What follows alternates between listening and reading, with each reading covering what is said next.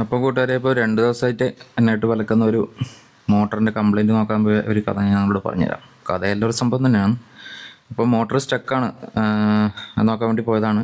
പിന്നെ വോൾട്ടേജൊക്കെ ഉണ്ട്, മോട്ടർ ഇടുമ്പോൾ കാണിക്കുന്നത് 25 ആമ്പിയറാണ്. അപ്പോൾ മോട്ടർ സ്റ്റക്കായി നിൽക്കുകയാണ്. അപ്പോൾ ഈ കുഴൽക്കിണറിൻ്റെ ചരിത്രം ഞാൻ ആദ്യം പറഞ്ഞുതരാം. ഈ കുഴൽക്കിണർ 450 അടി താഴ്ചയുള്ളതാണ്. ഇത് കുത്തുമ്പോൾ ഇതിൽ വെള്ളം കിട്ടിയിട്ടില്ല. അപ്പോൾ പിന്നെ സ്ഥാനം കണ്ട അയാൾ പറഞ്ഞു പോലും, പിന്നെ ഇത് കുറച്ച് ദിവസം കഴിയുമ്പം ഇതിൽ വെള്ളം ആയിക്കോളും, അത് കഴിഞ്ഞ് ഒരു 2 മാസം കഴിഞ്ഞ് മോട്ടർ വെച്ചോന്ന് പറഞ്ഞു. അങ്ങനെ ഞങ്ങൾ അത് പ്രകാരം 2 മാസം കഴിഞ്ഞ് അവർ പറഞ്ഞനുസരിച്ച് മോട്ടർ വെച്ചതാണ്. മോട്ടർ വെച്ചിട്ട് ഓൺ ചെയ്ത്, അതായത് ബോറിൻ്റെ മുകളിലോട്ട് ഈ പച്ച പൈപ്പും കടന്ന് ജസ്റ്റ് ഒരു ബക്കറ്റ് വെള്ളം പുറത്തേക്ക് വന്നു കഴിഞ്ഞപ്പോൾ ബോറിലെ വെള്ളം തീർന്നു പോയി. പിന്നെ അങ്ങനെ അവിടെ വേനൽക്കാലത്ത് അവിടെ ഇങ്ങനെ നിർത്തിയിട്ടു. പിന്നെ ഇപ്പം മഴക്കാലമായി, ഇപ്പം നല്ല മഴയൊക്കെ പെയ്തല്ലേ. അത് കഴിഞ്ഞ് ഇത് വീണ്ടും നമുക്കൊന്ന് ശ്രമിച്ച് നോക്കാമെന്ന് വിചാരിച്ച് പോയപ്പോഴാണ് മോട്ടർ സ്റ്റക്ക്. അപ്പോൾ ഇവിടെ സംഭവിച്ച വേറൊരു കാര്യം എന്താണെന്ന് വെച്ച് കഴിഞ്ഞാൽ, ഈ ബോറടിക്കുന്ന സമയത്ത് വെള്ളം കിട്ടാത്തതുകൊണ്ട് തന്നെ ഈ വെള്ളം വരുന്ന സമയത്ത് അവർ മുകളിലോട്ട് ഫ്ലഷ് ചെയ്യുമ്പോൾ ഈ പൈപ്പിൻ്റെ സൈഡ് വഴി വെള്ളം ഇങ്ങനെ തള്ളി വരില്ലേ. ആദ്യം ഒരു 15-ൻ്റെ മണ്ണിൽ 15-ൻ്റെ വിറ്റ് അടിച്ചിട്ട് പിന്നെ 7-ൻ്റെ പൈപ്പ് ഇറക്കി, അങ്ങനെയാണല്ലോ അവർ ചെയ്യുന്നത്. അപ്പോൾ ഈ 15-ൻ്റെ അതിനകത്ത് 7-ൻ്റെ പൈപ്പ് പോയ ആ ഗ്യാപ്പിനകത്ത് ഇവർ ഫ്ലഷ് ചെയ്യുന്ന സമയത്ത് വെള്ളം മുകളിലോട്ട് തള്ളി വരും. അപ്പോൾ അവർ അതിനകത്ത് ചണച്ചാക്ക് ഇട്ടിട്ട് അതങ്ങനെ ചവിട്ടി ഫില്ലാക്കി, അങ്ങനെ ഇട്ട് ഫില്ലാക്കിയല്ലേ കയറി വരുന്നത്. അപ്പോൾ ഇതിൽ വെള്ളം കിട്ടാത്തതുകൊണ്ട് തന്നെ ആ സംഭവം ചെയ്തിട്ടുണ്ടായിരുന്നില്ല. അത് മാത്രമല്ല, വെള്ളമില്ലാത്തതുകൊണ്ട് കിണറിനകം ഫ്ലഷ് ചെയ്യാനും പറ്റിയിട്ടുണ്ടായിരുന്നില്ല. അപ്പോൾ ഇപ്പം എന്ത് സംഭവിച്ചതെന്ന് വെച്ച് കഴിഞ്ഞാൽ, ഈ പൊടികളെല്ലാം ഏകദേശം ഒരു 100-300 അടി പൊടി ആ ബോറിന് ചുറ്റും ഉണ്ടായിരുന്നു. അതെല്ലാം അവിടെ അങ്ങനെ തന്നെ കൂട്ടി വെച്ചിട്ടുണ്ടായിരുന്നു. ഇപ്പോൾ നല്ല മഴയായി കഴിഞ്ഞപ്പോൾ ഉറവ് പൊട്ടിയിട്ട് എന്തായെന്ന് വെച്ച് കഴിഞ്ഞാൽ, ഈ പാറപ്പൊടിയെല്ലാം ഈ പൈപ്പിൻ്റെ ഇടവഴി നേരെ താഴോട്ട് പോയി. എത്ര പൊടി പോയിന്ന് ഒരു കണക്കോ കാര്യങ്ങളോ ഒന്നുമില്ല. മോട്ടറാണെങ്കിൽ അനങ്ങുന്നില്ല. നമ്മൾ ആദ്യ ദിവസം പോയിട്ട് എന്താക്കിയെന്ന് വെച്ച് കഴിഞ്ഞാൽ, 10-15 പേര് കൂടി കപ്പിയൊക്കെ വീടിൻ്റെ ടെറസ് മറ്റേ ഷെയ്ഡിൽ മറ്റേ കപ്പി ഇട്ടിട്ട് കയറിട്ട് പിടിച്ച് നോക്കി, പൊങ്ങി വരുന്നില്ല.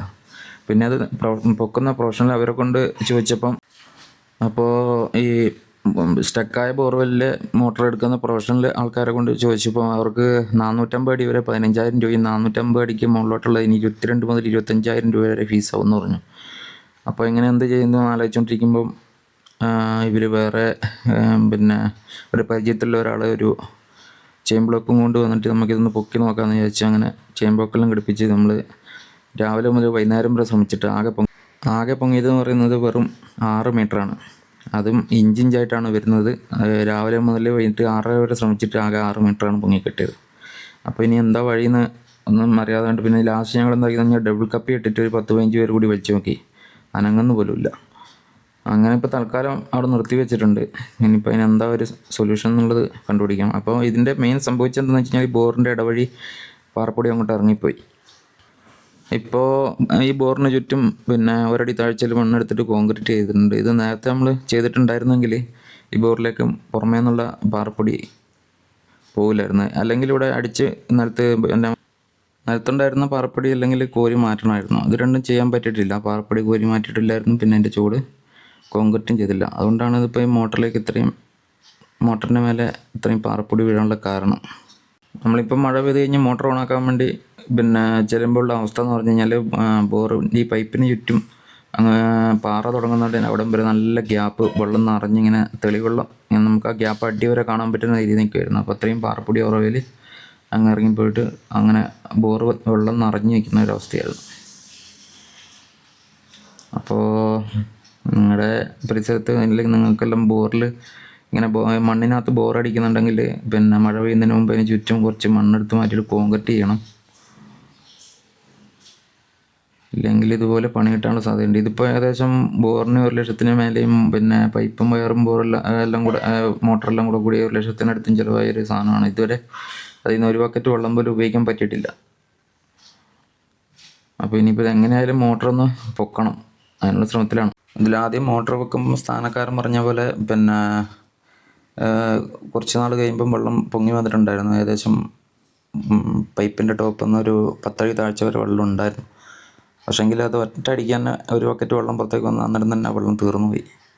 പിന്നെ രണ്ടാമത് നമുക്കിത് കോൺക്രീറ്റ് ചെയ്യാനോ മറ്റു കാര്യങ്ങളൊന്നും പറഞ്ഞു കൊടുക്കാൻ പറ്റിയിട്ടുണ്ടായിരുന്നില്ല. എന്താണെന്ന് വെച്ച് കഴിഞ്ഞാൽ, ഈ പൈപ്പ് ലെവലിൽ നിന്ന് ഒരടി താഴെ വരെ ഫുള്ള് പാറപ്പൊടി മൂടിക്കിടക്കുമായിരുന്നു. അപ്പോൾ ഇതിൻ്റെ ഈ ഗ്യാപ്പ് അവർ ഫില്ല് ചെയ്തിട്ടുണ്ടോ എന്ന് നമുക്കറിയാൻ പറ്റില്ല.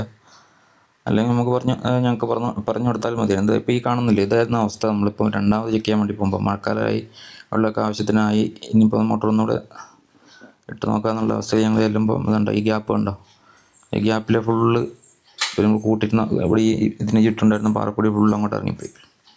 ഇപ്പോൾ നിലവിൽ മോട്ടറിൻ്റെ മുകളിൽ എത്ര അടി പാറപ്പൊടി ഉണ്ടെന്നൊന്നും നമുക്കറിയത്തില്ല. മാത്രമല്ല ഇത് ക്രെയിൻ അങ്ങനത്തെ ഒന്നും ഉപയോഗിച്ചിട്ട് പൊക്കാനും പറ്റില്ല, കയറ് പൊട്ടിപ്പോകുന്നൊരു പേടിയുണ്ട്. അതുപോലെ ഈ ബോറിൽ ഇപ്പോൾ എത്ര അടിക്ക് പാറപ്പൊടി വീണിട്ടുണ്ടെന്ന് അറിയണമെങ്കിൽ എന്തെങ്കിലും വെയിറ്റുള്ള സാധനം കയറി കെട്ടി ഇറക്കിയിട്ട് നമുക്ക് നോക്കാൻ പറ്റും. പക്ഷേങ്കിൽ ഇപ്പോൾ വെള്ളം ഉള്ളതുകൊണ്ട് തന്നെ നമുക്ക് കുറച്ച് വെയിറ്റ് കൂടിയ സാധനങ്ങളെ അതിനകത്തോട്ട് ഇറക്കാൻ പറ്റുള്ളൂ, എന്നാലും അതിൻ്റെ അടി വരെ ചെല്ലുള്ളൂ. അപ്പോൾ ഈ പൈപ്പും മോട്ടറും വയറും എല്ലാം കൂടെ അതിനകത്ത് കിടക്കുന്നതുകൊണ്ട് ഇനി ഈ നമ്മൾ ഇറക്കി വിടുന്ന കയറും കൂടെ അതിനകത്ത് പെട്ടുകൊണ്ടെന്ന് വെച്ചിട്ടാണ് അങ്ങനെ ഇറക്കി നോക്കാത്തത്.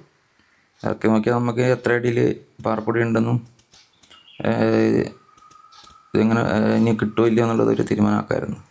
കംപ്രസർ കൊണ്ടുവന്നിട്ട് പിന്നെ എയർ അടിച്ചിട്ട് അതിൻ്റെ പൊടി തള്ളിക്കളയെന്ന് ചോദിച്ചു. അപ്പോൾ അവർ കംപ്രസർ എയർ എടുത്ത് 300 അടി വരെ മാക്സിമം ഇത് കിട്ടുള്ളൂ എന്ന് പറഞ്ഞു ഒരു ഹോസ്.